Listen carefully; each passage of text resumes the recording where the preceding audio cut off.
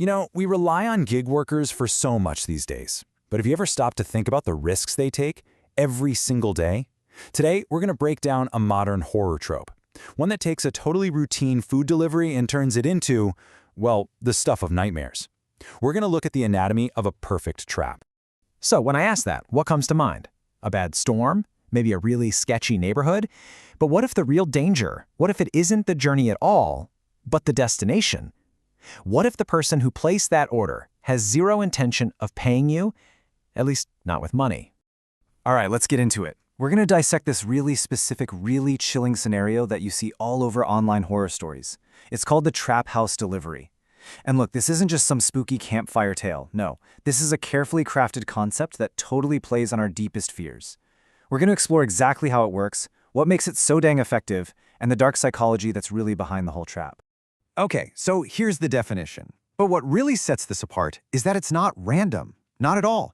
It is a calculated plot. It takes the whole foundation of a delivery job, trust, service, and flips it, turns it into a weapon. The entire interaction from the moment the order is placed to the knock on the door is just a complete, carefully constructed lie. So, every good horror story has a beginning, right? And this one, it starts with a sound we all know. That little ping of a new order on your phone. It seems totally normal, just another late-night call for some food. But some of the details are just a little bit off. It all starts with a routine order. But look at the details. Late at night, to a remote, maybe even dilapidated house. The time and location are absolutely key here. Why? Well, late at night means fewer witnesses. A remote house means no neighbors to hear anything. Isolation. That is the first and most important tool in the predator's toolbox. And this right here, this is a complete disconnect. You've got the driver, who's just trying to do their job, right? They're in the world of customer service, thinking about that 5-star rating. But the person on the other side of that door, they're playing a completely different game. They're operating in a world of predatory hunting. And that huge gap between expectation and reality, that's where the horror really lives. Okay, so the trap isn't just sprung all at once. That would be too easy. No, this is a slow burn. It's a series of really unsettling little details that are designed to build this creeping sense of dread. These are the red flags, the little things that just start screaming that something is very, very wrong. And here's where things really start to escalate. The house is totally dark, the yard's overgrown. Okay, maybe they're just lazy, right? Then there's this weird, strong smell of chemicals. Strange, but it could be anything. But then comes the personal plea. The thing that's designed to appeal to your decency. I have a disability, or this order is just too heavy for me.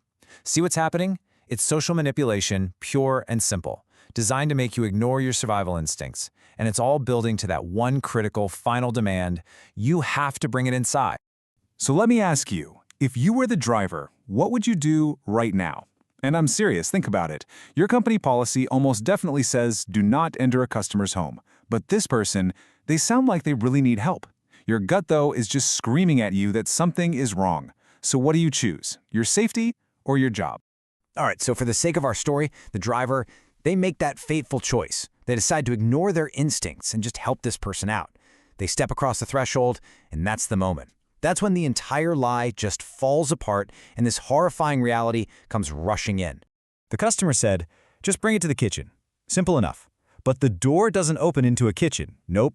It opens to a set of stairs, leading down into total darkness. The air suddenly feels cold. The walls are bare, maybe even soundproofed. You realize this isn't a home. It's a cage. And then the customer, their voice totally changes. And they deliver the one line that confirms your absolute worst fear. The trap is sprung. The illusion is gone. And it's replaced by this terrifying certainty that you are not there to deliver food. You are the delivery. But this isn't a story without a hero. In this version of the story, our driver is a survivor.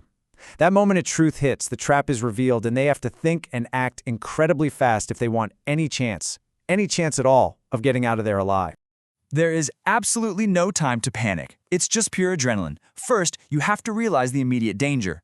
Then, you gotta create a distraction. Maybe pretend to comply, maybe you drop the food, maybe you act like you're going down the stairs and then you just bolt. Whatever it is, it's a split-second decision. You flee at the very first opportunity. It's a choice between life and, well, a fate worse than death. You get out, you don't look back, and you call the authorities immediately. So, The driver narrowly escapes. And getting away is a huge victory, for sure.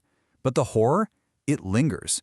Because, the most chilling part of this whole story isn't just what could have happened to our driver. It's what the police find when they finally show up. It's the confirmation. And there it is, the proof. The police get there and what do they find? A fully equipped prison in the basement. I mean, this isn't just some scary room. It's a purpose-built cage. And worse, so much worse, there's evidence of previous victims. The driver wasn't the first target. They were just the first one to get away. And that's the question that just makes this whole trope so absolutely terrifying, isn't it?